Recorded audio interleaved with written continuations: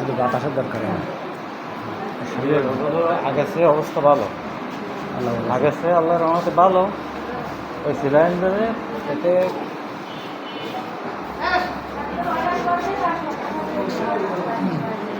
প্রথমে যেরকম দেখা ছিল সেরকম না, কথা কাছে নড়াচড়া করতে ঘুটে বসলে আস্তে আস্তে আল্লাহর রহমতে ভালো হয়ে যাবে।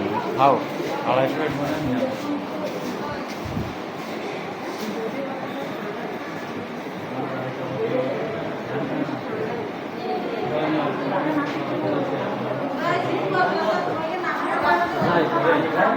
ওরা নিয়ে আসতেছে বাড়িতে যা যা লাগে। আমি একটু ফেরে পরে আসতেছে, আমার একটু কাজ করতে